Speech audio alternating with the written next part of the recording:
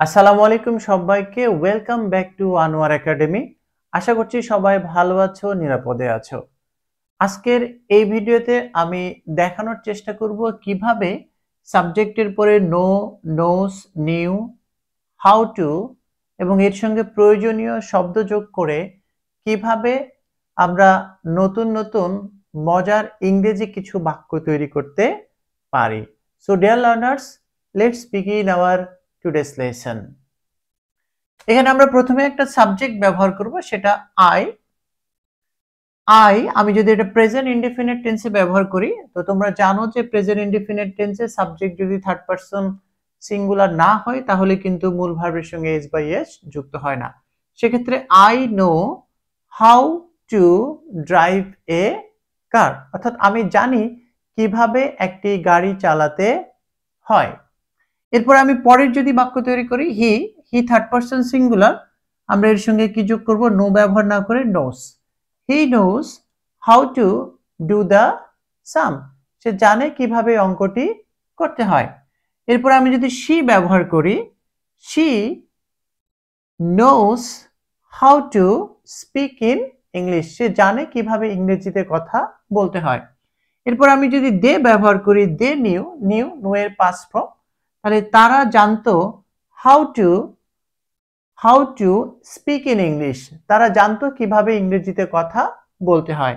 এবার পরের আমি সাবজেক্টটা যদি ব্যবহার করি উই নো, আমি এবার উই নো ব্যবহার করব আবারও, we know how to open A bank account, আমরা জানি কিভাবে একটা ব্যাংক অ্যাকাউন্ট খুলতে হয়। এরপর আবার আমি শুরু থেকে আসি, আই নিউ যদি ব্যবহার করি, I knew how to solve the problem, আমি জানতাম কিভাবে সমস্যাটি সমাধান করতে হয়। এরপর আবার যদি হি ব্যবহার করি, হি নো হবে না, নোস হবে, he knows how to write an email, সে জানে কিভাবে একটা ইমেল লিখতে হয়। এবার শি এর সঙ্গে আমরা নোস ব্যবহার করতে পারবো, she knows how to draw a picture, সে জানে কিভাবে একটি ছবি আঁকতে হয়।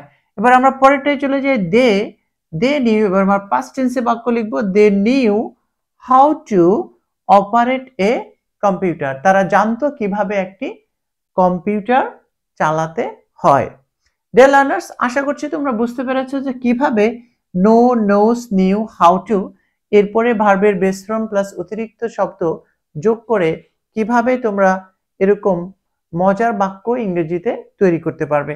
এছাড়াও আমরা এর সঙ্গে আরো নতুন নতুন ভার্ব ব্যবহার করে নতুন নতুন বাক্য তৈরি করতে পারি। আমরা বলতে পারি, I know how to do the work, I know how to write a letter. তারপরে যদি হি ব্যবহার করি, he knows how to talk to people, সে জানে কিভাবে মানুষের সঙ্গে কথা বলতে হয়।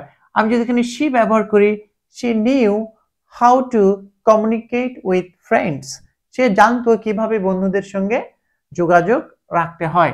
এরপরে দের সঙ্গে যদি আমি লিখি, দে নো, তারা জানে how to read a news paper, তারা জানে যে কিভাবে একটি সংবাদপত্র পড়তে হয়। তারপর আমি যদি উই ব্যবহার করি, we know how to make friends, কিভাবে বন্ধু বানাতে হয় সেটা আমরা জানি। Dear learners, I hope you have understood how to make new and interesting sentences using this structure. আশা করছি ভিডিওটি তোমাদের ভালো লেগেছে এবং এই স্ট্রাকচারটি আয়ত্ত যদি তোমরা করতে পারো তাহলে স্পোকেন ইংলিশে তোমরা দক্ষ হয়ে উঠবে বলে আমি আশা করি। See you again with another new and interesting lesson. Till then, keep watching Anwar Academy and keep learning English. All the best.